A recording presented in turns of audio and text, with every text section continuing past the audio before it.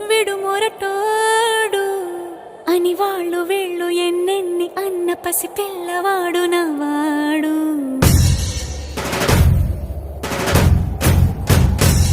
విడు ముండోడు అని ఊరు వాడ అనుకున్న గాని మహారాజు నాకు నవ్వాడు.